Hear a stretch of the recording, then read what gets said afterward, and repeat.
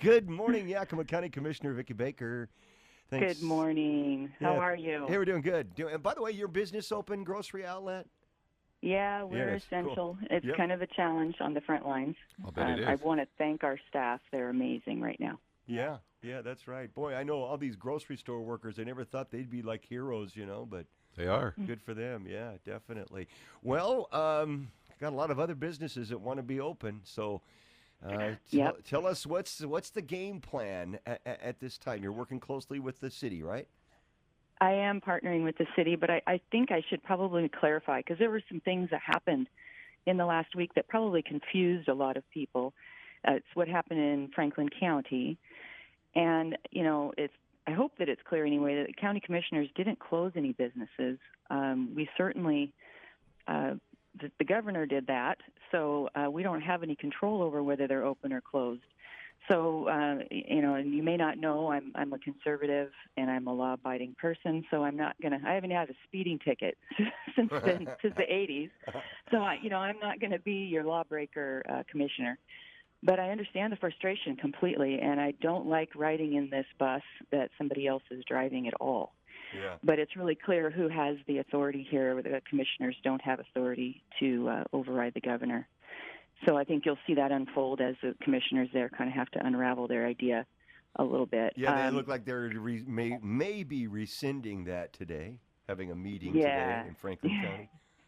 Yeah, I've heard that too. Our lawyers told us, we don't have any authority to do that. So when you're stuck in a box, you try to find a way out, which is what I've been trying to do. I started out by trying to connect businesses with resources, and now I'm moving on toward trying to advocate for safe business plans. And I look at this differently than what's been considered essential. I think essential was okay at first maybe, but really what matters is what's safe, and it's different. So, I would like to see businesses come up with a plan. If they think they can operate safely, I would love to see that plan, and I'm going to work to get that in front of health authorities and get it signed off on. And then in the past, I did government affairs, and I was on the NFIB's Leadership Council. I have a few connections in Olympia, and I will call Gina, and I'll work with that team too if they want. Anybody who will listen, I will get the plans to the state, and I will advocate as hard as I can. And I know everybody's frustrated and wanting to get back to work. And I've been there. I am a business owner. I've paid my employees before I paid myself. It's difficult, and I feel it, and it's breaking my heart. I listened to Doug Betterall, and it's really hard to hear him. And I called him after he was on the show, and I just told him, how can I help? It's just awful.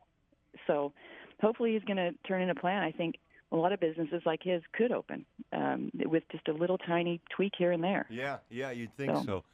I'm wondering about bars and restaurants, which it seems like a majority of us are really missing those kind of businesses. I mean, so what do you expect in these plans? I mean, or what should people really have in these plans that you think will get them open? Well, I would love to just see enough detail that a health authority would say, wow, they really thought this through. And, the people at risk need to stay at home. But, somebody like that looking at the plan might help them find holes if there are any. They might say, oh, I don't know if I'd feel safe in that scenario because of X. That might help them identify any problems with it. But, it's frustrating, and I understand. I mean, trust me, if you could see my hair, Lance, I want a salon. There's a lot of people who I think they could probably find a way. And, if you had a salon and it were set up like a doctor's office and everybody's wearing a mask, you're going in for surgery. My hair is surgery at this point, Yeah, I hear you. I think a lot of people are frustrated with a lot of those things that were just part of our daily lives now are no longer there, So, all right. Hey, Vicki, I got to drop this on you. I thought of this morning. We're all going to come out when this is done, overweight, long bad hair, pasty skin, bags under eyes. We're all coming out as celebrity chefs because that's what those guys all look like. Yeah, that's right. There you go. All right. I'm saying that the number is 574-1505 to reach you. Yeah. And Yeah, that's my desk at the courthouse. Okay. And I am at work. I've been at work every day, long hours, doing whatever I can. I will continue to do that as long as I can. And I just want everybody to know that, it'd be easy to just, to blame the governor and just sit there. I won't do that. I'm really doing my best. Well, let me ask you this. Jacksonian, he's on loan from the Smithsonian here, and he's got a lot of good ideas. Say he sits down with a businessman or a businesswoman or both, and they come up with what is really a workable plan for what has been deemed a non-essential business. They submit that to you, and you put heads together with Patricia Byers, and you say, look, there's absolutely no reason why this can't work.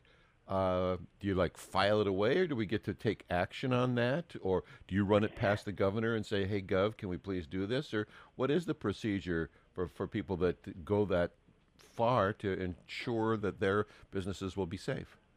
Yeah, so I think that's a great question. So, and some of this is coordination. So, for example, I've had 3 different plans from 3 different gyms who have, good plans. They are a little bit different. So it'd be helpful to have those people work together. And I think if you can have industries working together, so that some people have government affairs folks who are combining plans, and they're going to be able to come out with a plan for 100 people and 100 signers on something. Those kind of things get a little more attention.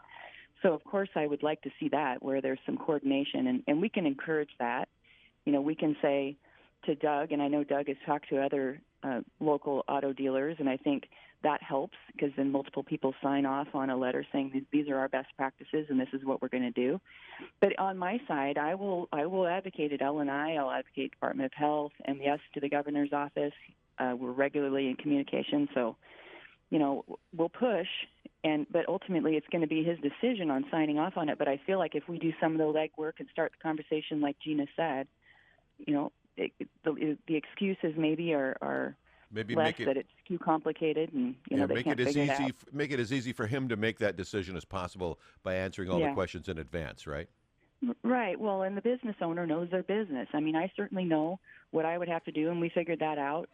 And I trust the business owners know their business. Sure. You have to trust them to know what would need to be done, and that's why I think they're the source of this. We don't want L&I to go and say, for a blanket decision, which is what they've been doing, but which is not going to be common sense for an individual business. Everybody's a little bit different. So, I'd like to see it come from the business owners. I think we know our businesses.